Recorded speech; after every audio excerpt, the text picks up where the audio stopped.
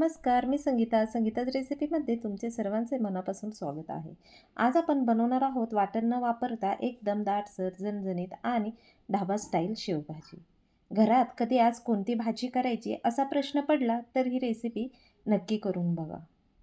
ही शेवभाजी कमी वेळात तयार होते आणि अजिबात कष्ट पडत नाहीत. चला तर मग वेळ न घालवता रेसिपीला सुरुवात करूयात. साहित्य सर्व मी डिस्क्रिप्शनमध्ये दिलेले आहे. सर्वप्रथम पॅनमध्ये तेल घाला. तेल गरम झाल्यानंतर अर्धा चमचा जिरे टाकायचे. जिरे चांगले तडतडले की 2 चिमूटभर हिंग घालायचं. आता त्यामध्ये बारीक चिरलेला कांदा टाकून व्यवस्थित परतून घ्यायचा आहे.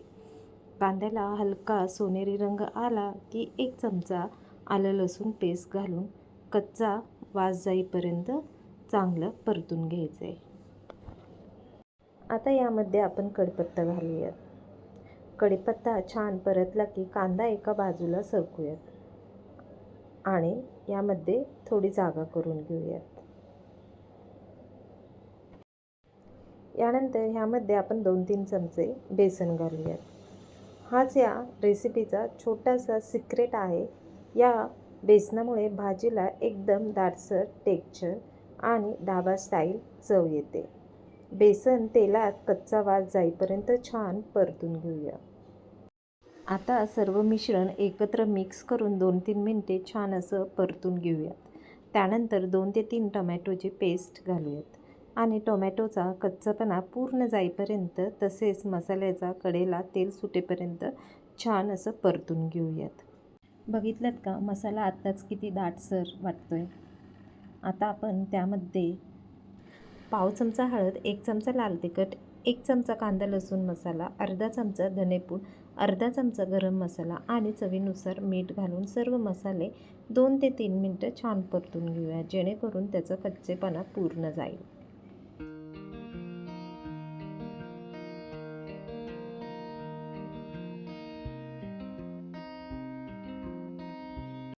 आता यामध्ये मी अर्धा ग्लास पाणी घालत आहे. तुम्हाला जसं रस्सा हवा असेल त्यानुसार पाणी घाला. सर्व मसाले पाण्यात छान मिक्स करून झाकण ठेवून 2 ते 3 मिनिटं छान शिजवून द्या. मसाले व्यवस्थित शिजवून कडेला तेल सुटायला लागलं की आपला मसाला छान तयार झाला आहे. आता झाकण काढून बघूया. भाजीला किती छान दाटसरपणा आला आहे. या स्टेपला ही भाजी शेव न घालताही खूपच चविष्ट लागते. आता यामध्ये आपण शेव घालून घेऊया आणि हलक्या हाताने मिक्स करून 5 मिनिटं शिजवून घेऊयात. आता मी या स्टेपला एक खास तडका देणार आहे. या तडक्यामुळे भाजीची चव अगदी वेगळीच लागते. एकदम हॉटेल किंवा ढाब्यावर मिळते तशी. आता बघा मी एका दुसऱ्या गॅसवरती एक तडका पॅन घेतलेला आहे. या तडका पॅनमध्ये थोडीशी मोहरी आणि जिरी घालून मोहरी चांगली तडतडली की गॅस बंद करायचा आहे आणि त्यामध्ये अर्धा चमचा लाल तिखट घालून लगेच हा तडका भाजीवर ओतायचा आहे. यामुळे भाजीला चव आणि रंग मस्त येते.